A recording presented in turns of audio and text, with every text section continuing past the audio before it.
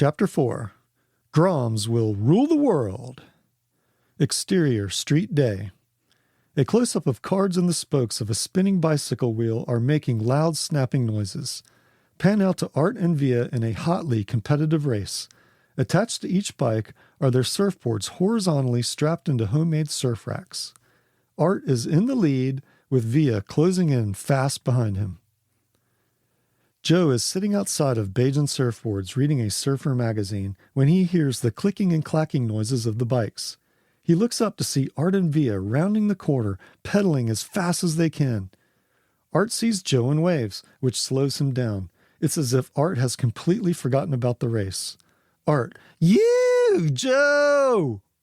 Via, with a determination to win, seizes the moment to pass Art.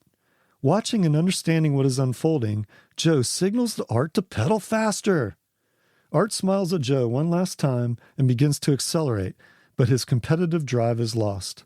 They arrive at the beach, and Via is the victor. Via, "Yeah, I beat you by a mile. It wasn't even close." Art becomes distracted as he looks at a nearby bush. He pedals closer to see a large caterpillar on a leaf. He picks it up and lets it crawl on his hand. Via, "My abuelita can pedal faster than you." Via is still boasting about her win when she realizes that Art is oblivious to what she is saying. Via rolls her eyes, shakes her head, and puts her arms up in the air. She gives up, knowing that Art's attention is now consumed by the caterpillar, and the victory celebration has become meaningless and hopeless. Cut 2. Exterior beach day. Art and Via are walking their bikes in the sand. In the foreground is the makeshift picnic table with a bunch of surfers sitting and standing around it. Surfboards are lying all over the place. Ledge and 5 younger surfers, male and female, whose ages range from 10 to 15, are hanging out. Tuna is also there. He is 20 years old, tall, full of muscles, and ripped like a tuna. Tuna is like a big older brother that picks on you because you're much smaller, but at the same time, he would always protect you in a bad situation.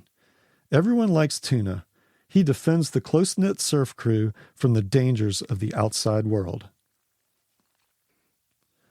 All the surfers are in bathing suits, and some still have t-shirts on. They are all watching the 6-foot waves breaking in front of them. Art and Via methodically take their boards out of the bicycle racks and lean the bikes on the picnic table. Art looks at Ledge. Ledge is wearing a bikini-type top with curved shoulder pads and multicolored swim trunks.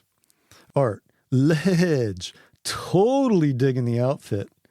Ledge, "Yeah, this is one of my latest designs. It's called If Ziggy Stardust Was a Surfer."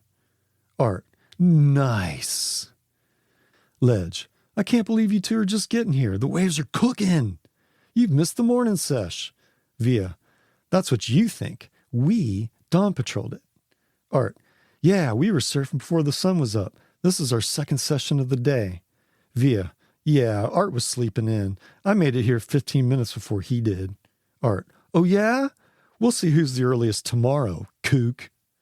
Note, the competition banter to see who can get to the beach the earliest is a reoccurring theme throughout the movie.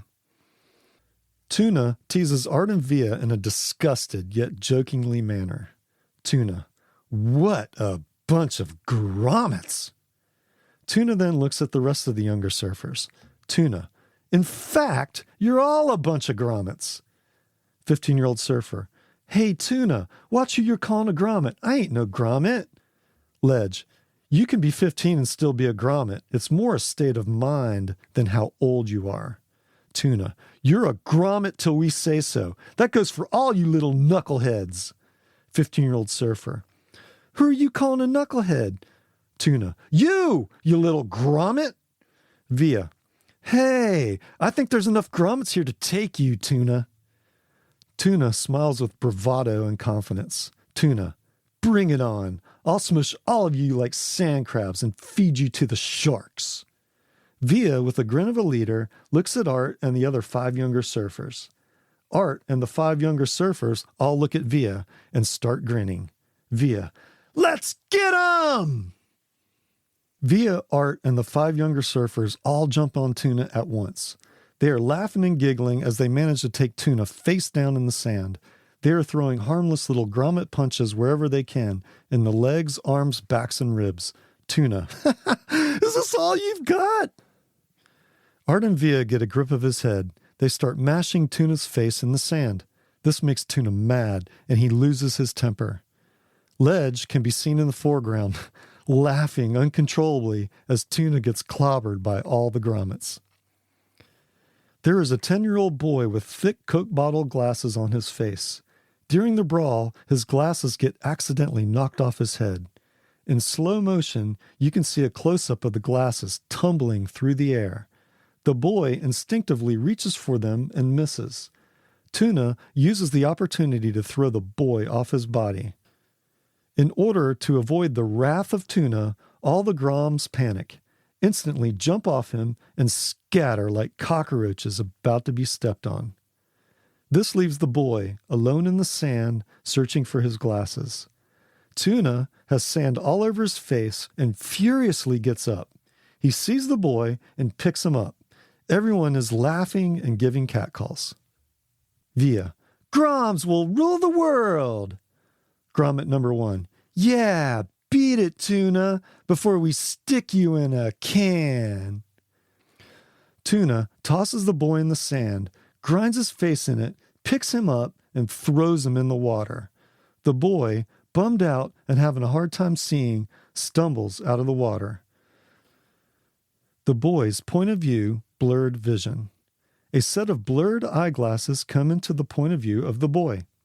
As the blurred eyeglasses get closer, the screen comes back into focus, as if the glasses are being put back on the boy's face to see again. The boy sees Ledge putting on his glasses. Ledge, as if in a coronation ceremony for knights, proudly addresses the boy. Ledge, for your valiant efforts to rid the world of de-evolution, your name shall now be Devo. Ledge knights the boy with hand motions.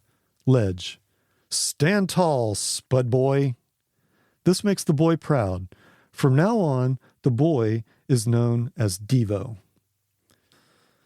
At the picnic table, all the grommets are celebrating their brief victory over Tuna.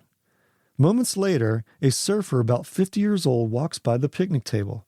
He is carrying an old beat-up longboard from the 60s underneath his arm. Art, I didn't know people from the old folks' home surfed. All the grommets laugh amongst themselves. The older surfer turns his head around, establishes eye contact with Art, and smiles. He turns his head back around and continues walking to the beach. Art, realizing what he said was wrong, stops laughing and stares at the older surfer as he walks to the water. The other surfers, on the other hand, are still cutting up. Grommet number 2. I hope he doesn't lose his false teeth when he goes over the falls. Art, with an irritated look, nudges Grommet number 2. Art, come on, man, let's go surfing. Fade 2. End of Chapter 4. Groms will rule the world.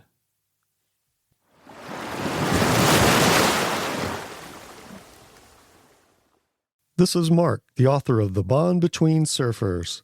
I'm creating a surfing grassroots effort to make this book into a feature-length film. Help support the project by purchasing the book, ebook, or audiobook. All proceeds will go to funding the film. Then one day, you'll be sitting in the movie theater, looking up at the big screen, and you can proudly say, I bought the book and made this movie. For more info, check out my website, tbbsurf.com. Thanks for your support.